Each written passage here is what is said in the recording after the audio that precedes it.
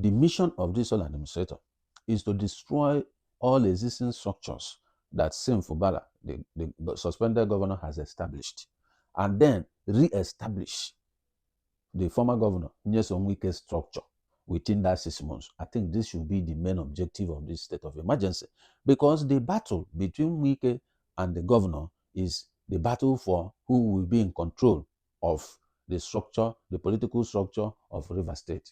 That is the main battle. Then the resources will follow. The reason for the battle for the structure is because for Nwike to continue to remain a minister under President Bola Tinubu, he must prove himself to be able to deliver FCT to the president and to deliver River State to the president. These two key areas where he belongs. He came from River State and is a minister of the FCT. And now, for Nwike to deliver River State, he has to be in charge of that political structure. So Nwike is battling his way to retain power, to still remain relevant in government, pending 2027 and also beyond 2027, because he has his own presidential ambition by 2031, after Tinubu must have finished his 8 years. So this sole administrator is being used to destroy the existing structure of Fubara, the incumbent governor. Hello guys, welcome to my channel. This is Andy Media TV, bringing to you trending stories.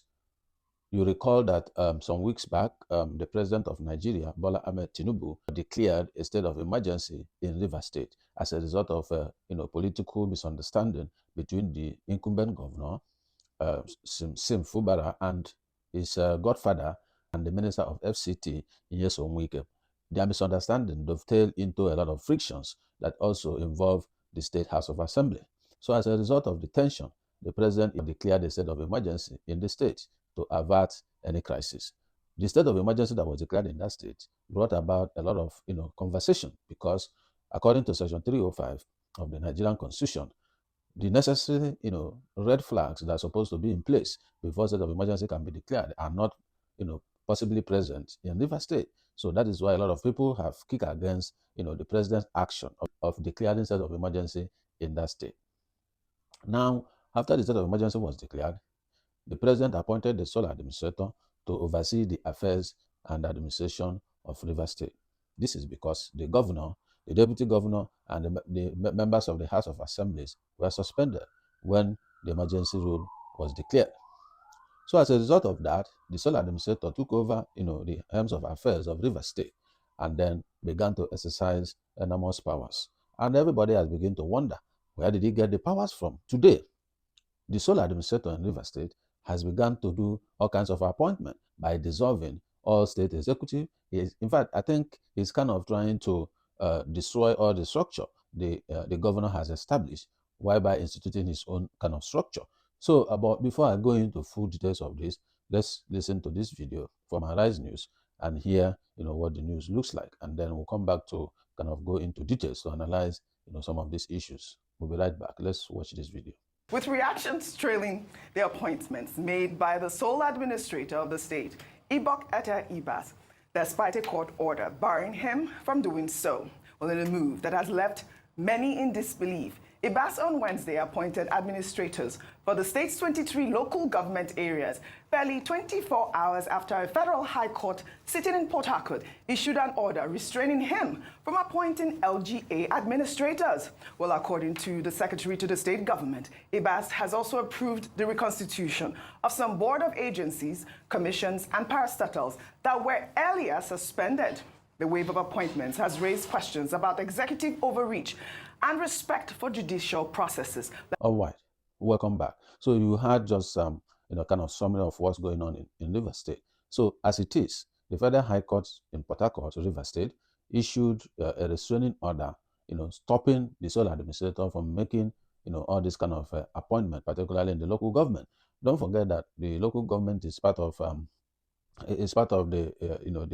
the structure in governance. They are the ones closer to the people at the local level, and then you have the state and you have the federal government. All right, so now the sole administrator, we don't know where he got the powers from to dissolve the guys that are already there in the local government to appoint his own officials in the local government. And not only that, even the State Independent Electoral Commission the head was also taken out. And it was even reconstituting the boards, the members of board of most of the state-owned agencies. And people were wondering, how did he get all these powers from? And you can see, despite the court order, the man doesn't care. Doesn't care. He continued to do what he wants to do. So when I looked at the whole scenario of what is playing out in River State, I come to a conclusion that I think this is part of the plan. All right, because when you look at the infighting between the governor and his predecessor, Nwike, you understand that the president has already picked his side. All right, that when he kind of trying to intervene in their issue, the agreement that was signed, the 8-point agreement, was all favorable to Nwike, who is a minister under him, against the governor, despite that the governor signed it and was willing to implement it. Then, if you look at the Supreme Court judgment concerning the state, you also find out that virtually most of those things in the 8-point agreement are part of the decision of the Supreme Court. So that shows that the presidency has already picked his side, and the side is supporting Nwike, his minister. That's exactly what it is. And based on that fact, I begin to piece things together and begin to understand that the major essence of this state of emergency are in many dimensions, and one of the dimensions is to get hold of the resources of River State.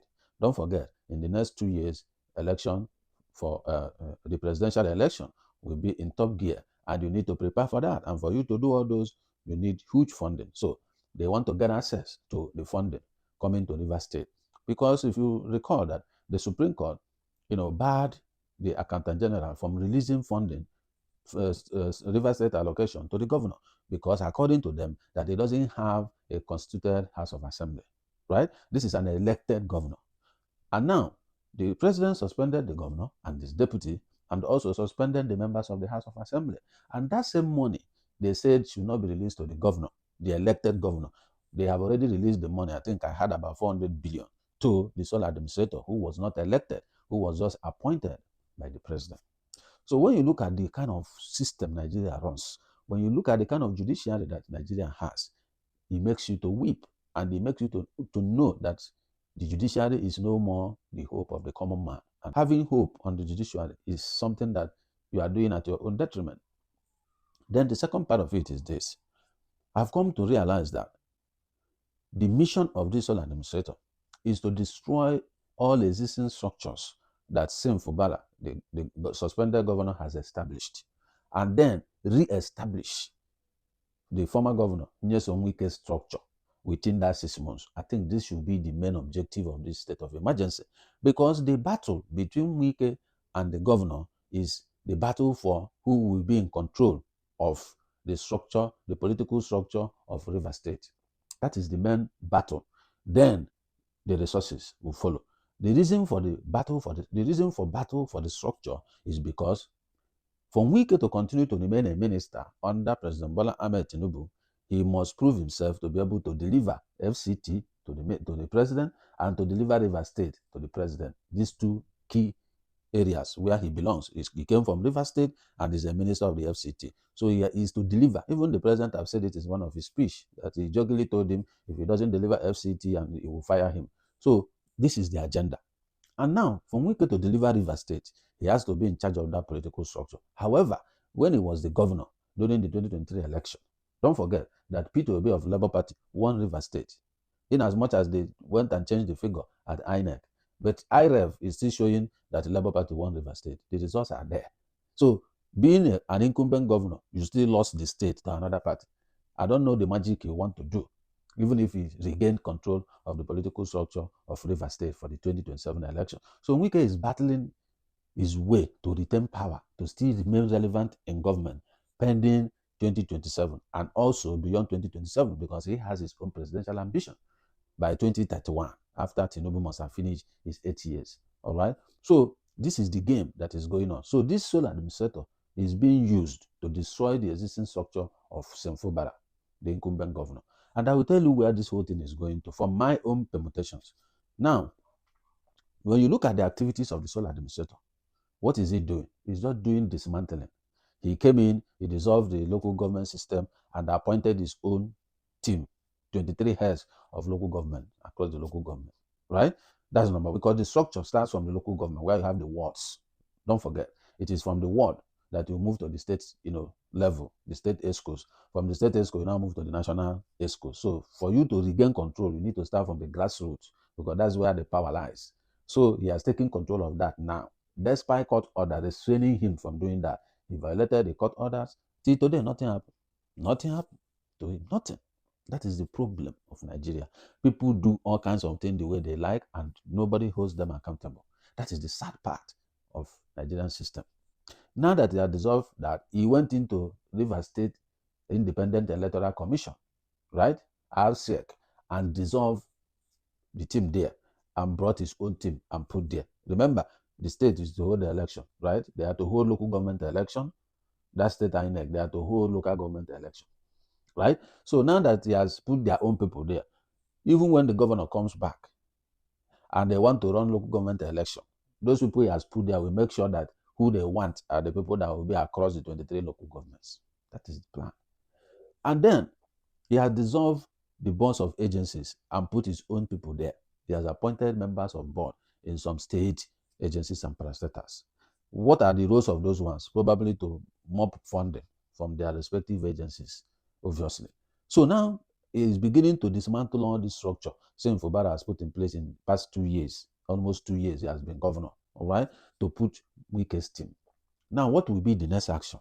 The next action is when you finish all this dismantling and the replacement, okay, when the 6 months elapse and the governor returns back, if the president did not extend it, if the man has not finished the mission, obviously they will extend it by a few months to allow him to finish the mission they have sent him there to do.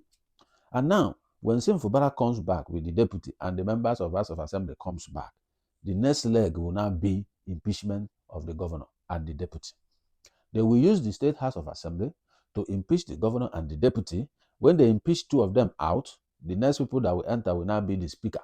And the speaker is Nwike's speaker, which is among the 27 people that they come that Supreme Court restored, right? The man will assume the position of the governor. And when he assumes that position, he can now appoint a deputy governor. All of them will be Nwike's team, right? Then the House of Assembly will now elect their own new speaker, which will also emanate from Nwike's side. So with that, he has taken control of the state. So the next thing is that the new speaker, who is now the governor, will now hold the election for the local government, and they will now solidify and put their own people in all the local governments. All right? When they have fixed them in all the local government, then when it's time for election for state ESCO of the party and all those things, they put their people because they are the people that vote, right? So when they are doing federal to appoint, candidate of the party, Nwike will also play a role to make sure that those people he's fighting against in PDP, none of them will emerge. So these are part of the game plan. So they want to take out Sim Fubara at the end of the day through impeachment. And then Nwike will put his own people and will take control of the entire state, both the local government and all the paraphernalia of the state. So I think this is where this whole game is going to end at the end of the day. I don't know the plans of Sim Fubara in terms of what he's planning to do to avert what is ahead of him, because the moment this 6 months elapse, you will see the real politics in Rivers State. This man who is there, the sole administrator, is only setting the stage for the next game plan Nwike has for Fubara. And by the time he finishes this mission he's doing, dismantling and putting their own guys in positions, then Fubara will now be handicapped. It will now be toothless. It will now be powerless to do anything. And when Fubara comes in, by the time they are serving him impeachment notice, remember, the impeachment notice was even served before this, the suspension of the governor came on board. So they have to re-engineer and revisit that impeachment. So before he will even try to reappoint people back to fire and reappoint, he will be battling with impeachment process and all those stress. So before he could get his balance, he's out. And even if you go to court, he will not achieve anything because the judiciary is already working with the other side of the divide. If you look at the decisions of the Supreme Court concerning Rivers State, but now that same decision they took against the governor is working for this other person. You can't release money to an elected governor, but you can release money to an appointed sole administrator, which is not recognized by the Constitution. That is the point. So when you look at the whole dimension of this whole thing, you will understand that the bigger crisis is still even coming. Since then to date, what peace effort have they done to restore peace in Rivers State and fix the broken wall and mend the fence between Fubara and Nwike? What? Which one? What have they done? Nothing. Nothing. It was when the state of emergency was initially declared, I heard that some, older politicians like Peter Odele and the rest of them are trying to make peace for them and all. But we didn't hear anything since then. We haven't seen anything on the news. We haven't had anything that they are making effort to restore, normalcy between the two guys that are battling. Until today, like Rotimi Amechi has said in one of his interviews with the Deutsche Welle, the DW, he said that today, no Nigerian know exactly what is the problem between Fubara and Nwike. And that is true. All we know, they are fighting. Fighting for what? We don't know.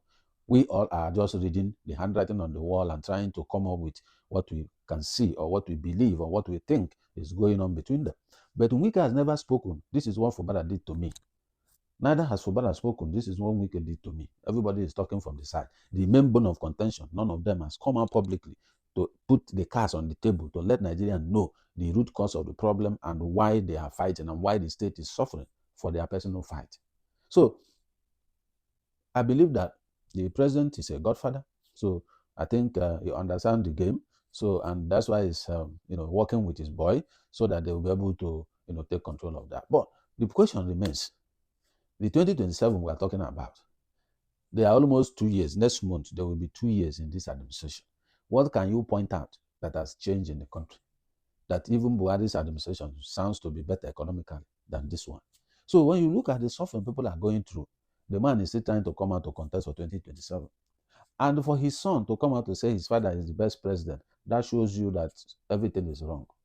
Because I remember my bishop telling us that as the father in the house, the moment you start reminding your wife that you are the head of the family, it means you have lost that headship. That's why you are trying to re-echo it.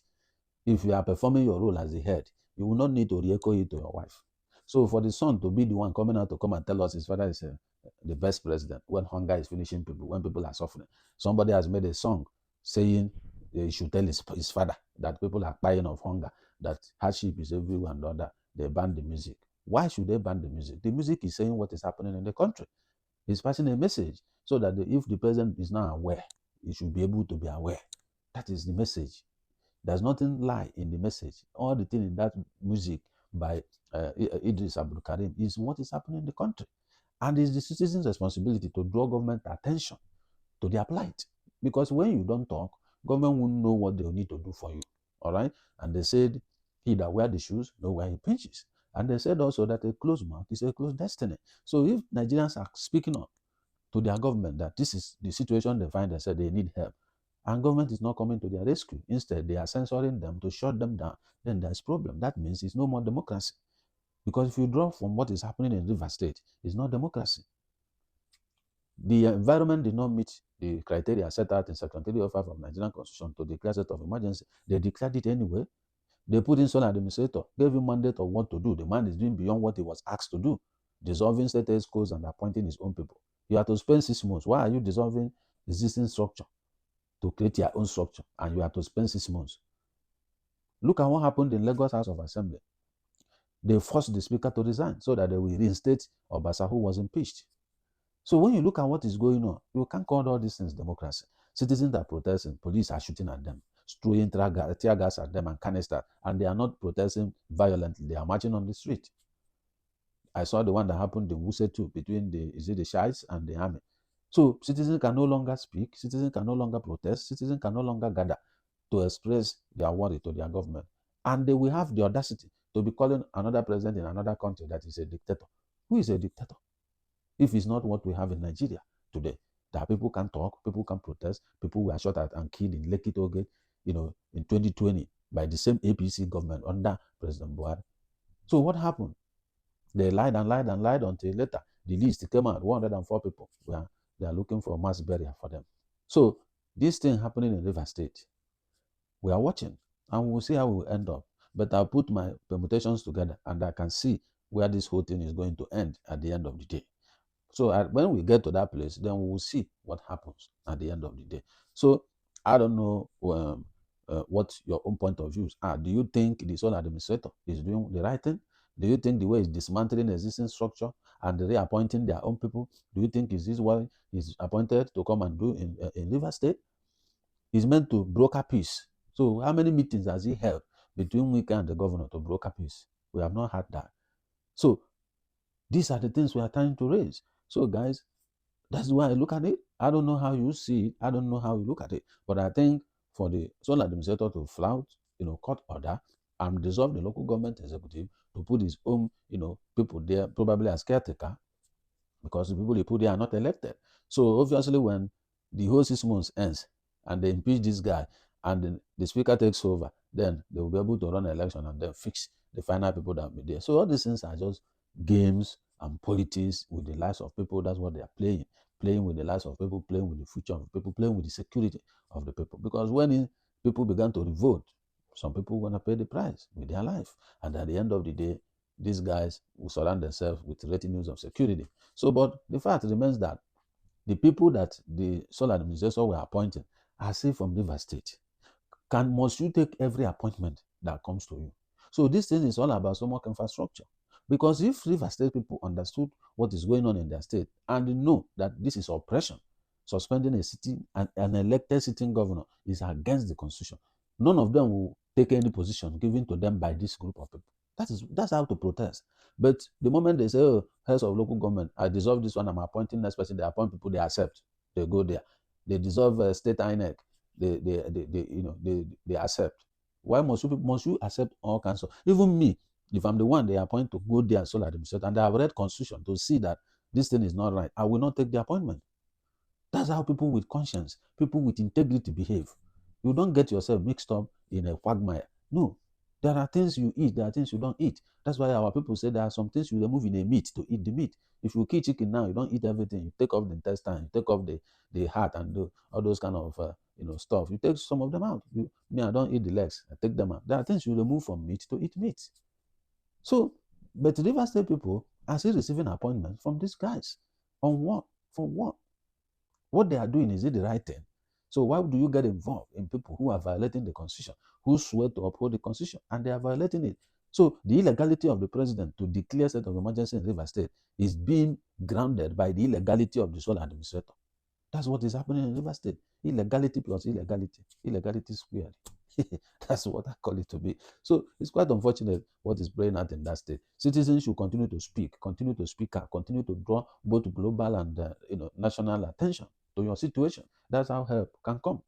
All right. So I don't know what else to analyze this to look like, but for me, I think that's the picture I'm seeing. So, guys, I don't know the picture you are seeing and what is transpiring in River State. Whatever it is, kindly put it at the comment section. Let's talk over some of these, things we can see from different perspectives, right? And then we can be able to, draw a conclusion on what's going on in River State. So I'm gonna leave this matter over here and then waiting to hear from you at the comment section. If you are new to my channel, guys, don't forget to like and share this video so that people can begin to think through what is going on in River State. And also subscribe to my channel. Your subscription is very important to me. All right. So I need to grow this channel as well so that I can continue to bring you quality content like this. And also put on the notification bell so that once my next video drops, you'll be among those to be notified so that you will get the news and the information as it is hot. All right. So guys, thank you for coming by and watching this video. I will see you in my next video. You have a wonderful day. Thank you for watching. I'm signing out. God bless you.